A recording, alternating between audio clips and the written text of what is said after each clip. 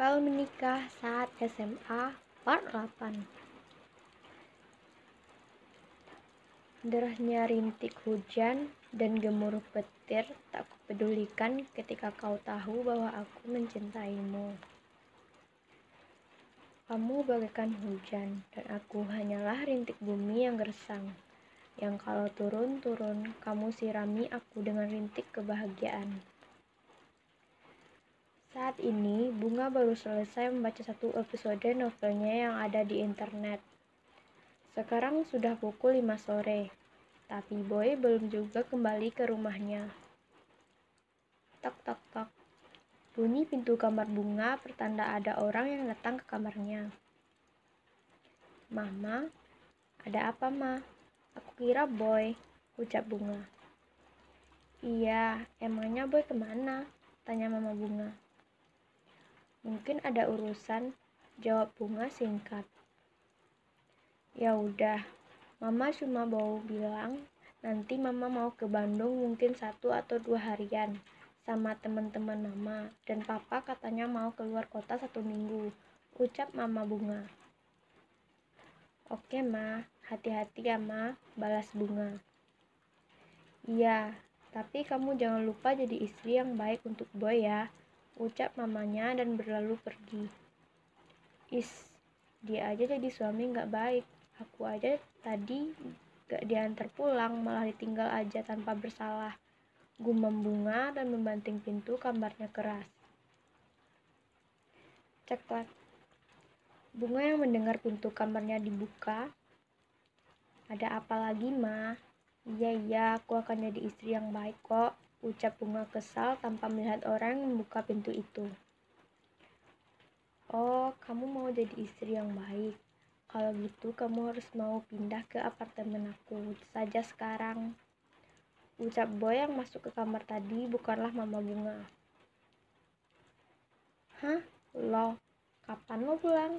Tanya Bunga. Baru.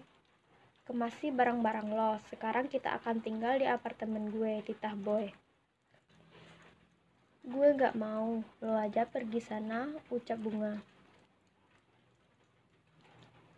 Ya udah, kalau lo nggak mau, gue tinggal bilang aja ke nyokap lo. Kalau lo nggak mau nurut suami, ucap Boy santai sambil mengamasi barang-barangnya. Bunga pun kesal, apalah dayanya kalau nanti dimarahi mamanya dan diceramahi tanpa ampun. Saat mereka sedang mengamasi barangnya, lo dari mana jam segini baru pulang? Tanya Bunga. Bukan urusan lo, jawab Boy singkat, dan itu membuat Bunga kesal. Lo egois ya, ucap Bunga menahan amarahnya tapi dia tahan. Sedangkan Boy tidak mendengarkan ucapan Bunga, malahan dia siap mengamasi barangnya. Boy hanya melihat HP-nya saja. Bunga pergi keluar kamar untuk meredakan amarahnya. Sorry, gue gak bermaksud egois, tapi gue masih sayang sama mantan gue, ucap Boy dalam hatinya yang melihat Bunga keluar dari kamar. Flashback on. Saat pulang sekolah tadi, Laras, ucap Boy yang sambil berlari mendekati Laras ingin pulang. Boy, kamu mau kemana? Tanya Boy. Ya, aku mau pulang lah, mau kemana lagi? Jawab Laras. Ya, dari dulu Laras dan Boy memakai aku kamu saat sedang berbicara. Biar aku antar aja, ucap Boy. Gak usah, aku udah dijemput kok, palingan ntar lagi supir aku udah datang, balas Laras. Ya, tinggal disuruh balik aja lagi. Please, kali ini aja aku mau anterin kamu ya, pinta Boy. Ya udah deh, aku telepon supir aku dulu, ucap Laras, dan itu membuat senyuman Boy mengembang. Boy, sorak Iyok yang berjalan dengan Bisma dan Tamrin. Boy yang mendengarkan itu pun mendekati sahabatnya. Ada apa? Tanya Boy. Lo mau ngapain lagi dengan tuh Laras? Ucap Iyok. Gak ngapa-ngapain, gue mau antarin dia pulang aja, ucap Boy. Ingat Boy, lu itu udah jadi suami, ucap Bisma terpotong. Udah lo tenang aja, gue pergi dulu, ucap Boy yang melihat Laras sudah selesai menelpon dan Boy pergi berlalu begitu saja tanpa mendengarkan sahabatnya itu. Nih anak, gue belum selesai ngomong udah pengen pergi aja, kesel Bisma. Gue yakin rumah tangga Boy dan Bunga akan bermasalah, ucap Tamrin yang tiba-tiba mengeluarkan suara dan pergi begitu saja menuju parkiran meninggalkan kedua sahabatnya.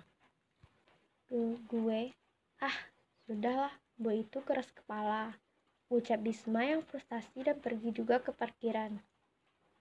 Kok gue ditinggal sih? Ucap Ijo yang ditinggal sendirian. Saat di perjalanan, Laras, kamu sibuk gak hari ini? Tanya Boy. Gak juga, jawab Laras. Kalau kita pergi nonton dulu, kamu mau gak? Tanya Boy. Mau aja sih, tapi kan kita pakai baju sekolah, jawab Laras. Tenang aja, pakai jaket aku aja, aku bawa 2 jaket kok, ucap Boy. Oke, jawab Laras dan tersenyum membuat Boy tersenyum juga. Refleks Boy mengacak-acak rambut Laras karena saking gembesnya Boy. Sontak Laras terdiam karena perlakuan Boy. Aku minta maaf, aku refleks, ucap Boy gelagapan. Saat ini mereka sedang menonton film horor.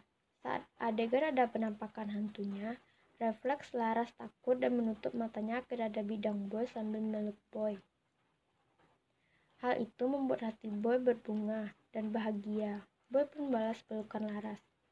Tenang, ada aku, jangan takut, ucap Boy yang sambil meluk Laras dan mengusap-ngusap kepala Laras. Mereka berdua menonton sampai habis film hanya berpelukan layaknya orang pacaran. Saat mereka berjalan keluar dari bioskop pun, tangan mereka saling terpaut. Flashback off. Saat ini, Boy berbaring hanya senyum-senyum sendiri sambil mengingat momen mereka tadi. Sudah lama aku mengharapkan ini lagi, ucap Boy.